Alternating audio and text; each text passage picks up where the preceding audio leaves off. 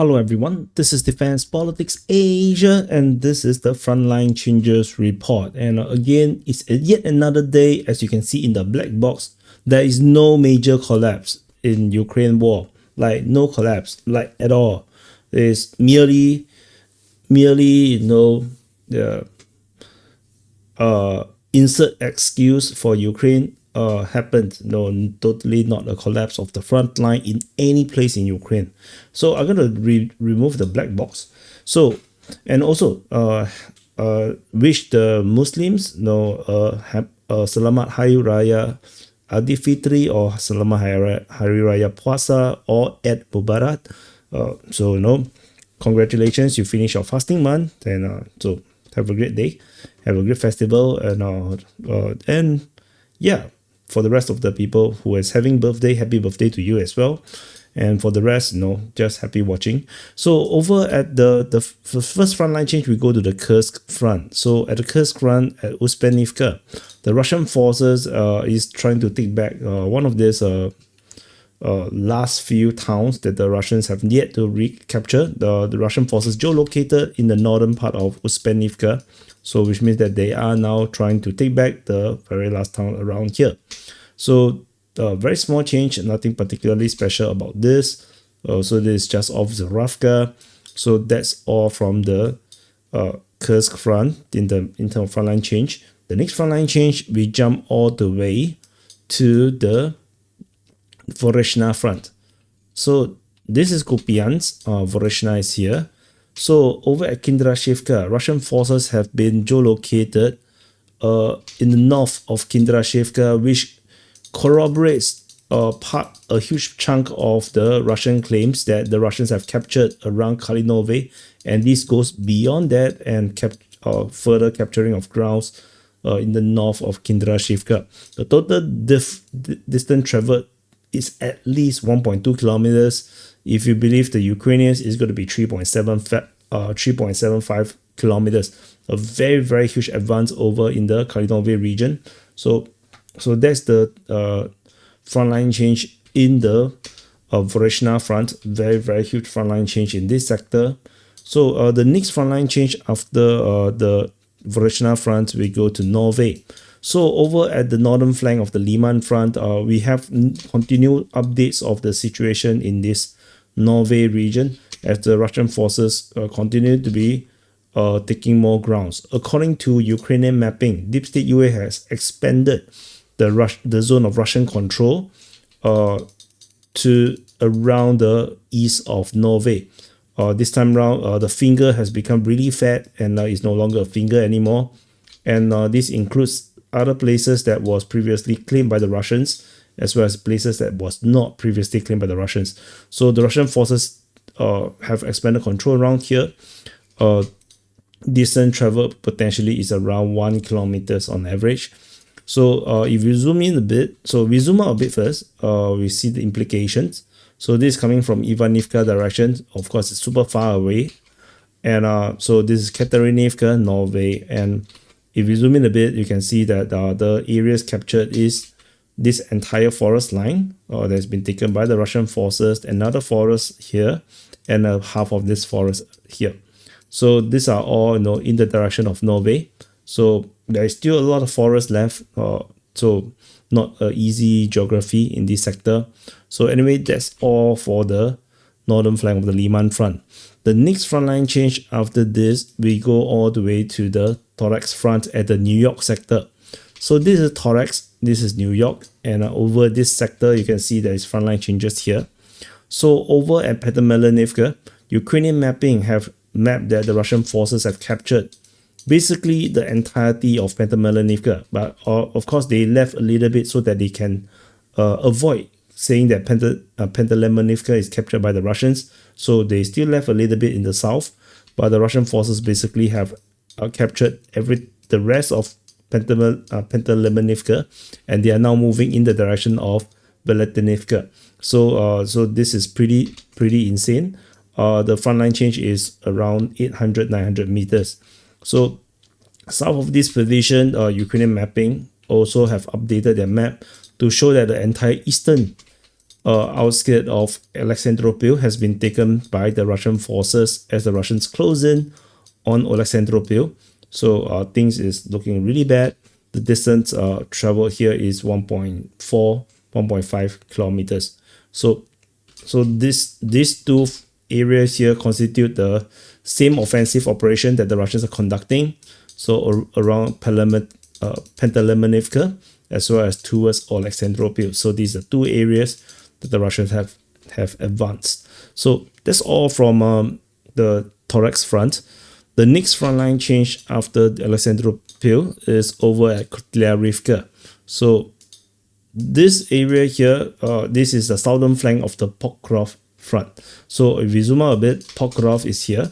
So this is the Pokrovsk front, and over in the southern flank, we have massive amount of frontline changes. So first thing first, this area here around Preobrazhenka, in the east of Preobrazhenka, this is by Ukrainian mapping. So this area is claimed, considered by the Ukrainians that the Russians have closed down on Preobrazhenka. However, everything else around here, this is all Russian mapping. So I just zoom out a bit.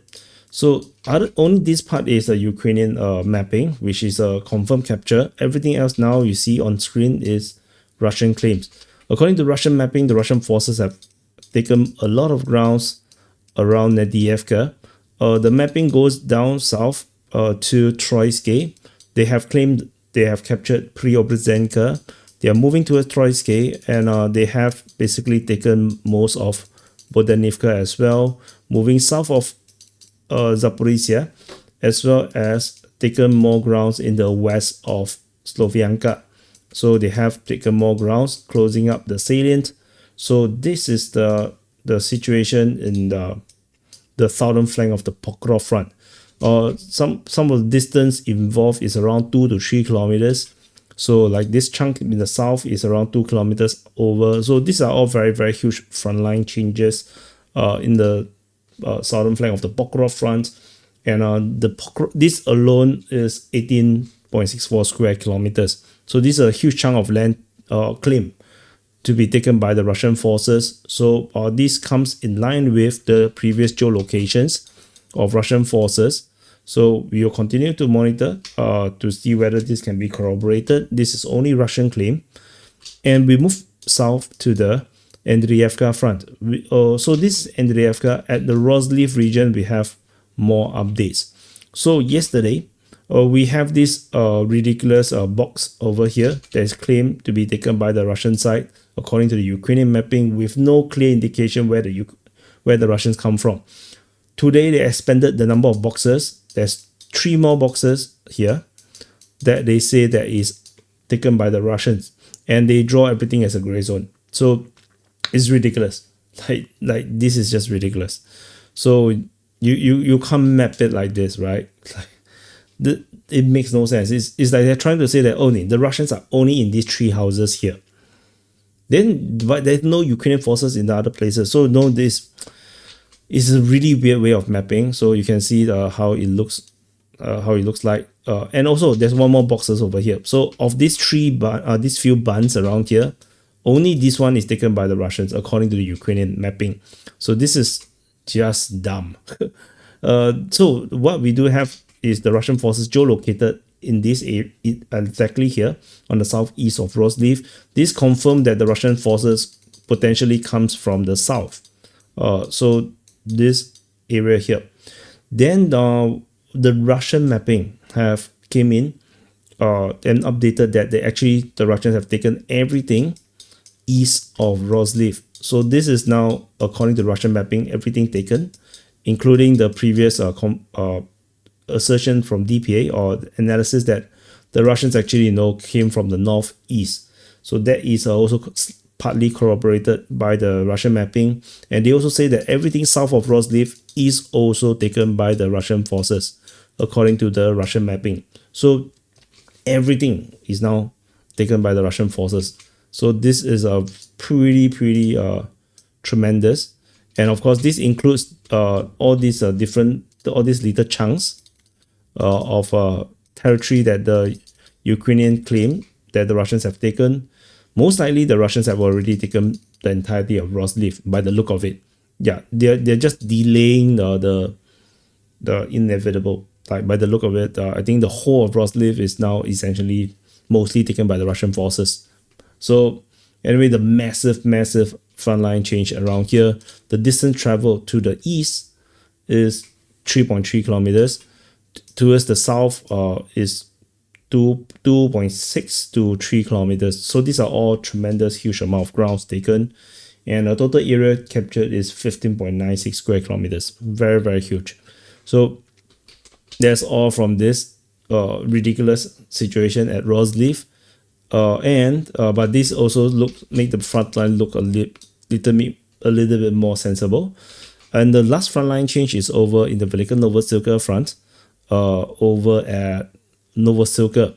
One very tiny change, the Russian forces have advanced slightly through geolocation. We can confirm the Russians advanced a little bit, merely around maybe 100 meters. So the very small change at Novosilka, at the Velyka Novosilka front. So that's it for all the frontline change. So we take an overall look. We can see that the Pokrovsk, this chunk in the north of Andriivka, this area here is the biggest frontline change for the Russians over the past 24 hours. This is just 24 hours changes. Andriivka comes next, the next biggest. So these are all based on Russian claims, but all very plausible given the geolocations. These are all not impossible movements by the Russian forces. So huge advance. Totally not a collapse. Totally not a collapse. It's just Ukrainian rises to the occasion by retreating backwards. Retreating the front line backwards. So they rise. They didn't collapse. And there's of course the big one, or some other pretty big ones like in Toretsk, 3 square kilometers. Lyman front 2, almost 3 kilometers as well. Vesele itself is also pretty big. It's over 6 kilometers, 6 square kilometers. This is actually a pretty big chunk of territory taken by the Russian forces. It's just that they got overshadowed by Pokrovsk and Andriivka. If not, this on its own would have been the star of the show for the day. So let's do some calculation of the area captured by the Russian forces. I'm going to move this back in here. So let me bring in the calculator. So the total area so Ukrainians captured 0 because there's no frontline changes in favor of them over the past 24 hours. For the Russians, 0.09 plus 6.37 plus 2.85 plus 3.21 plus 18.64 plus 15.96 plus 0.06. So the total area captured or movement by the Russian forces is 47.18 square kilometers. Honestly, this is a massive collapse. And it's not just on one front line, it's on multiple front line. At Vesele, at Lyman, at Andriivka front, at the southern part of Pokrovsk front. So, and also at Toretsk, at the New York sector. So there is multiple front lines all suffering massive collapse. So yeah. What else? What other words can I use? It is what it is. So thank you for watching. Press the like button, subscribe. Check out the DPA Open Mic. We have a pretty decent conversation. Particularly over the second half, we talk a lot about Ukraine, and hopefully you will enjoy it. And I'll see you guys in the next update.